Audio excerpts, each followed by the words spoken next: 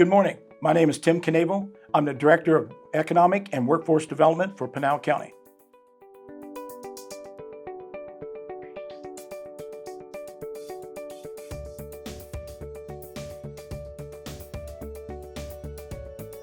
I've been in Pinal County for a little over 10 years. I've been the Economic Development Manager since then.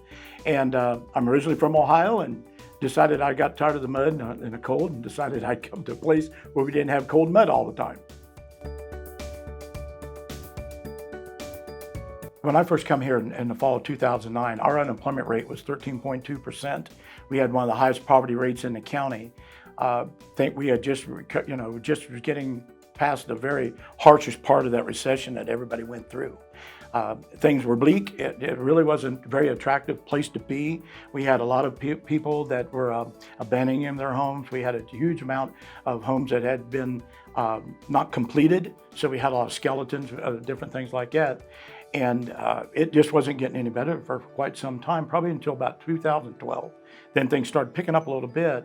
And then in 2012, we had a big election and we went from 3 supervisors to 5 supervisors. That made all the difference in the entire world for the county. From that point on, from January 1st of 2013 until now, we've been able to announce and bring in over $8 billion worth of new economic development projects, including residential, retail, the different types of infrastructure and stuff. But most importantly, the bigger companies that we've been able to recruit, such as Nickel Motors and Lucid Motors and ones like that. So it's been an incredible opportunity to see this and be a part of it. Because when we first started, it was at probably the lowest county's ever been, as far as financially. Morale was very, very low. As you know, we had issue with one of our officials here at the county that was in trouble. And we still are trying to get over that even to this day. You wouldn't think that would, but we're still going through that process of how do we overcome that. But we are very quickly overcoming it. Our population when I first come on board was about 300,000. But we're still gaining around 13,000, 15,000 people per year move to the county. So we're pretty close to 500,000 people now. So when the census comes out at the end of the year, we hope that we see just about 500,000 or very close to it. For us, it's location. It's location, location, location. I know everybody's heard this 1,000 times, but we are situated between the 2 largest metro areas in the entire state. Phoenix of 5 million or how many people there, and then Tucson's around roughly 2 million, and we're right between them. Plus we have the tremendous amount of assets here as far as we got 2 major interstates. You go into California, go east. We have the main rail. And we're looking at possibility of Interstate 11 that'll come from Nogales, from Las Vegas to Nogales down through our county. And also, we're looking to build a new north-south freeway, which will open up the east side of the county. So lots of great things are happening. It's taken time, but now the time limit is decreasing. It used to take years and years and years. Now we're doing things that literally in 1 or 2 years, it used to probably take 5, 10, or maybe never even get them done. One of the biggest issues that we have to deal with almost on a daily basis is perception of the county. Perception is reality. We have been mining and ag-related or ag business county for 100 and some years. Then all of a sudden now we're making our mark in the big industry, high tech and things like that. And people are not quite ready in the state for that. We used to be the big void between Tucson and Phoenix. Now we're competing with both counties for big projects, and we're actually winning a lot of those big projects.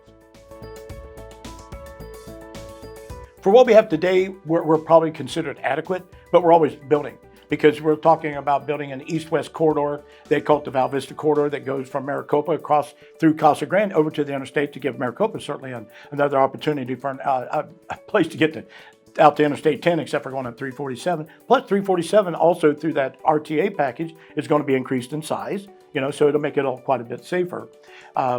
And as we build more roads and more roads, we're talking about that north-south freeway. That'll go from just below, north of Picacho Peak, and then it'll go all the way up to Gold Canyon.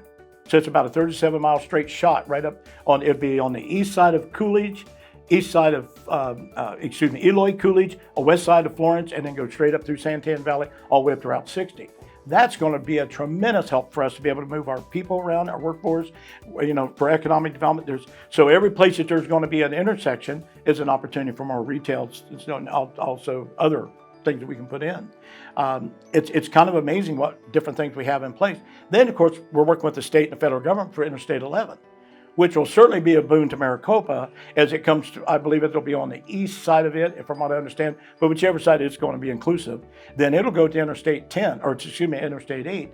And the way that's drawn right now to go right down through the Indian Reservation, all the way down to like Ajo Road, I believe, west of Tucson. So you want to talk about opportunities to be able to bring more people, more businesses in.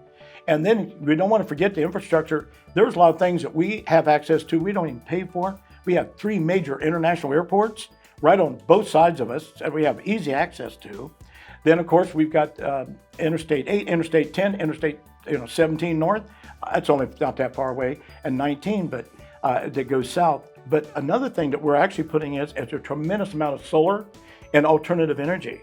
We've already got one biogas plant over near Maricopa, that's just south of Maricopa, over at Stanfield. They're going to build a second one, and that takes cow manure and store it, and it creates methane gas out of it. But we've got nearly 6,000 acres right now of solar. Plus, we also have the ethanol plant over in Maricopa also. So we've got different forms of alternative energy here that most counties don't have. They'll have solar, but they don't have all 3. I don't know of another county in the state that has all 3 of these.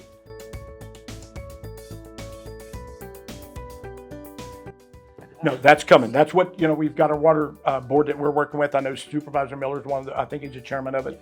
They're the ones going to be setting the stage to where we can have something in writing that we can say. However, one of the things that we do at the county, we do not go after companies that are big water users. Nikola Motors is not a big water user. Neither is Lucid Motors. Most of theirs is going to be domestic use only for cleaning equipment and stuff.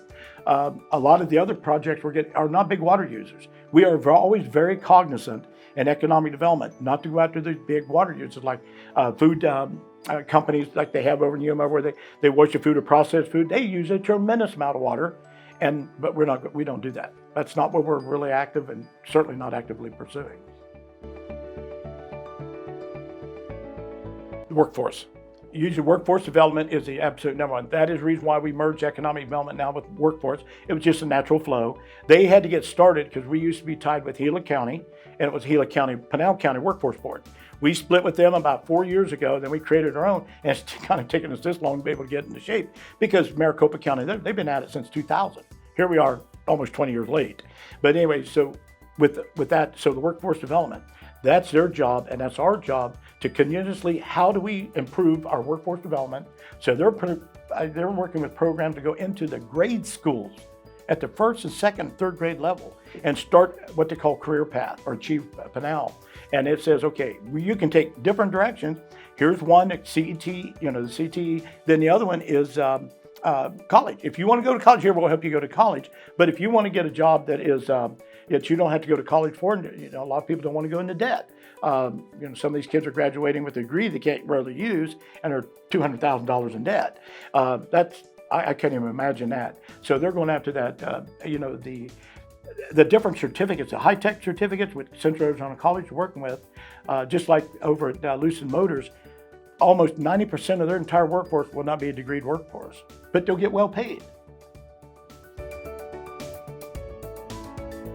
It's very, very difficult to do that. As you can see, both of the projects I know that you're talking about, the Dreamport Villages and also Phoenix Smart, we lower our risk as much as we can. There's always a risk. In economic development, anytime you get involved with it, even if you just help and get the permits and stuff and get that done, there's always a risk. Most people don't understand that, just like Lucid Motors, taking us almost almost 5 years. But they made sure they were in place to be able to stay in place and be able to be sustainable. A lot of these companies, for whatever reason, they thought they had the funding goes away, national issues happen and things crash. It's not preventable, but what we do, we just try to minimize the risk that we do. So to say that we could prevent it, no, but we can lower the risk as much as we can. And that's about the best we really can do because it does take money to do all this. None of these people ever do this and think they're going to fail. But just like with some of the others, like Phoenix Smart, so many things happened with the EB-5 visa program and stuff like that. They were not prepared for it. All of a sudden, this thing all of a sudden takes their entire game plan away. Now they're stuck with the building, and now they can't do anything with it for a while. So now that project is not dead. You know, it's still going forward, as is Dreamport Villages. But all of a sudden, Dreamport Villages, you know, acquires the property rights, and then all of a sudden, they have a water issue. This all happened. They got all this. If they'd have known that, they probably wouldn't have been here.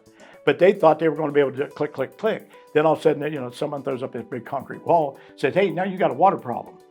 It's a water park. You know, they're going to have to use some type of water, and so that's one of the things that that really kind of stunned them. But for the most part, man, we really have a very good success rate. Most companies that come in here and stay, they're here for quite a while, unless you get, you know, something happens to them, you know, they get acquired or something. Hexcel has been here since the mid '60s. Abbott Labs, they're huge, they're a big conglomerate. Frito-Lay's here. So, you know, and we've got other companies, well, it used to be Monsanto, now Bayer, Cargill. These people have been around a long, long time, and they're still continuing to be here. A lot of these companies have just been troopers. They've stayed and stayed and stayed, but they had a good plan. There's just really no way you can prevent it other than you research it to make sure you know every aspect of what your risk is going to be. So one of the things we talk about when we start working with a company, what's our risk? We talk about that all the time. It's always, what is our risk factor going to be here? And we lower it as much as we can. There's always going to be a little bit of risk though.